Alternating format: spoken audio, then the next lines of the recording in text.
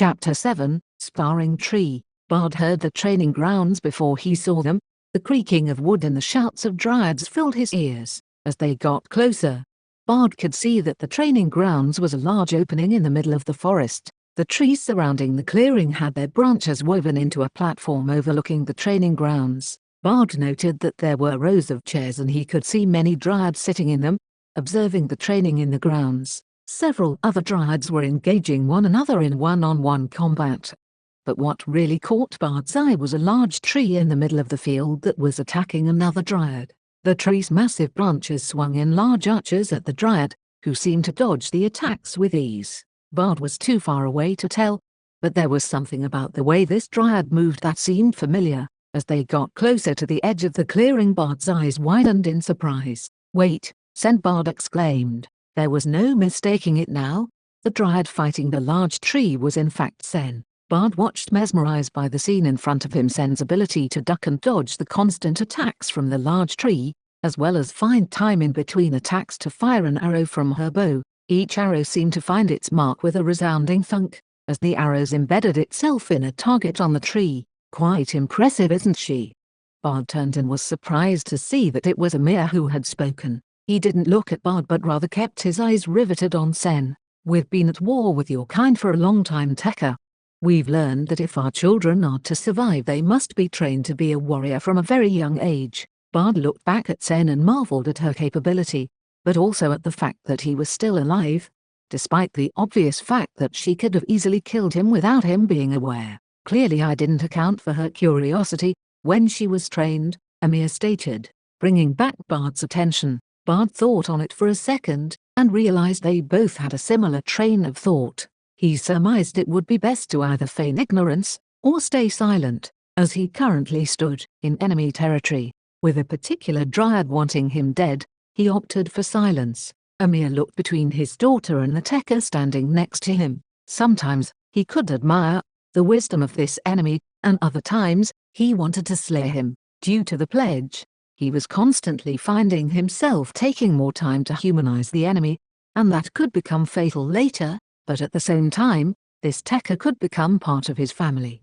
He pushed the thoughts aside. For now, he would enjoy watching Bard train. The noise of the tree ceased and Sen danced lightly to a stop. She smiled and twirled around before bowing to the tree. As she skipped out, she paused in her step for a brief second as she saw Bard standing next to Amir. A bright smile lit her face and she nearly ran over, but was stopped by a hand that came in front of her. Bard's gaze followed to the owner of the obstruction, and saw a scarred and aged dryad. Like most of the dryads of this forest, his hair seemed alive, green in color with the roots changing to a deep red tone. He walked a few steps back the way Sen had come from, and reached her place, grabbing her shoulder in a friendly, but firm manner. He spoke in her ear, which at this distance, was indistinguishable from the commotion still going on about them. He pointed towards the tree she had been sparring with, and she sighed before going back with him. "Sir, the weapon the Tekka asked for," a dryad said, bowing to Amir and holding out the case which housed the fiddle. Bard waited, but relief filled his heart as he saw the familiar case. Amir nodded, and saw Bard's glance toward him. Taking the case, Amir turned to Bard. "Remember, you so much as breathe the wrong way and I will slay you, pledge or not," Amir warned. "I'll keep that in mind," Bard responded, as Amir handed him the case. Bard set the case on the ground and opened it to check on the instrument's condition. He wasn't sure how his gear had been handled since his capture. Bard picked up the fiddle and turned it over, looking at the various sides. Luckily, no damage could be spotted. Much to his relief, Bard knew how to repair it if there had been light damage, but that would have taken several days and he didn't have that much time. Elwood watched with keen interest as Bard handled the relic. He wasn't the only one, as he noticed Amir shift a little as Bard plucked at the strings, producing a slightly discordant sound. "A bit off-key," Bard muttered to himself as he started twisting small knobs on the end of the relic. Again Bard strummed the strings, this time producing a harmonized chord. The sound was pleasant to hear, albeit different from dryadic singing. Bard smiled as he placed the instrument back in its case and closed it. "You mentioned a sparring partner," Bard said as he stood and looked toward Amir and Elwood. "Indeed, and it looks like he's just about ready for you," Amir said as he looked out into the grounds. Come, it's about time we introduced you, Amir said, a small smile crossing his lips. Elwood could tell that his son was a bit eager as he turned and led the group out onto the grounds. As they walked out, Elwood could see that many of the seats on the viewing platforms were full with dryads of all ages, coming to see this spectacle. Despite his son's best efforts, word had gotten around about this strange techer. Amir had done well to keep word of the boy's intrusion into the woods quiet. However, once the pledge had been made and the trial set, there was no keeping it quiet.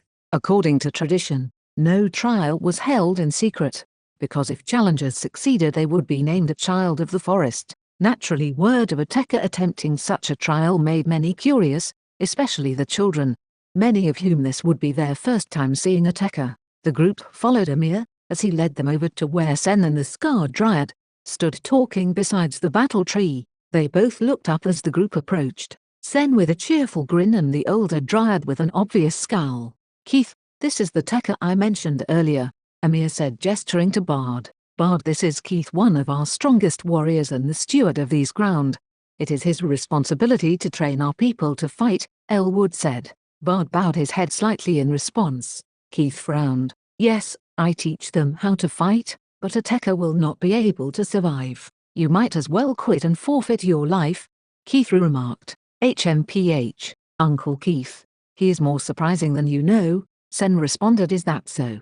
Well then, we shall see," Keith said with obvious skepticism in his voice. Bard got the impression that Keith was not happy about this whole affair, whether that was because of the pledge with his niece, or just that fact that Bard was a techer. Bard wasn't sure, but he expected that it was a combination of both.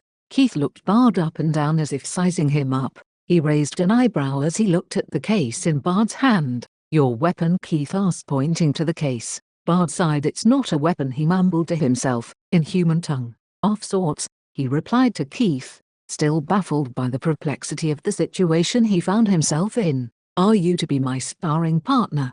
Keith laughed. "Oh no, I'm just here to make sure you live long enough to face the trial," he said with amusement in his words. Bard noted the almost imperceptible smile cross Amir's face at these words. In all honesty, he felt very confused. Then, Bard looked around. Keith's eyes shifted to the battle tree that Sen had been sparring with. As Bard's gaze followed, the tree suddenly shifted, closing the distance between it and the group. Bard was shocked. He quickly glanced around searching for a voice, but none of the dryads were singing.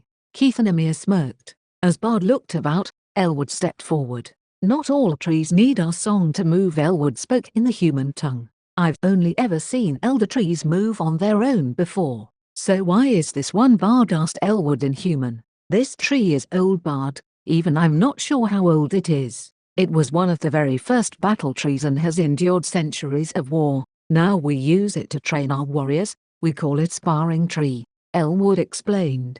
Bard took in the information as he looked at the tree before him. The trees in Father Tree's forest were old, and yet none of them could move without Father's command. So age must not be the only factor, but years of experience on the battlefield must have changed this tree.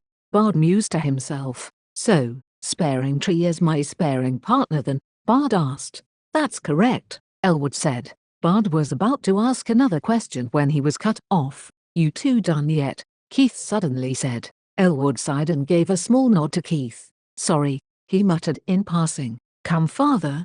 Sen, let's leave the techer to Keith," Amir said with obvious amusement in his voice. As he turned to leave, "He's having way too much fun with this," Bard thought.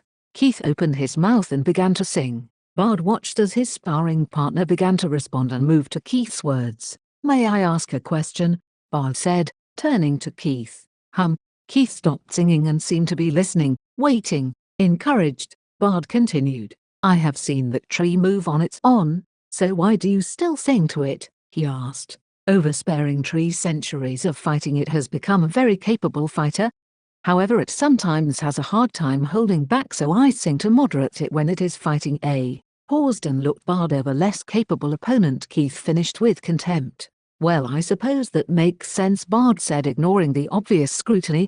It was nothing new to him after all. "In your case there is another reason," Keith said, as if an afterthought. "Oh, and what is that?" Bard asked. "You're a techer," Keith flatly stated. "Right," Bard muttered. If Sparring Tree has been fighting my kind for so long, I imagine it would be hard not to see me as an enemy that must be destroyed, Bard thought, putting the pieces together. And I can't let you die until you face War Tree, Keith sighed. Bard thought for a moment before speaking. I'd like to make a request. Keith raised an eyebrow but didn't say anything. Bard took that as permission to continue. I appreciate you making sure I don't die and all, but other than stopping Sparring Tree from killing me, please refrain from moderating or controlling his actions.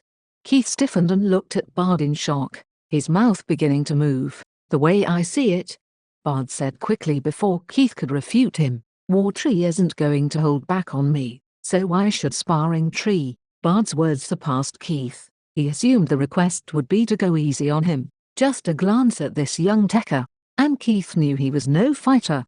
And yet he had to admit the kid had guts. Maybe that is what his niece saw in him. Very well, I will only intervene if absolutely necessary. When you are ready you may begin.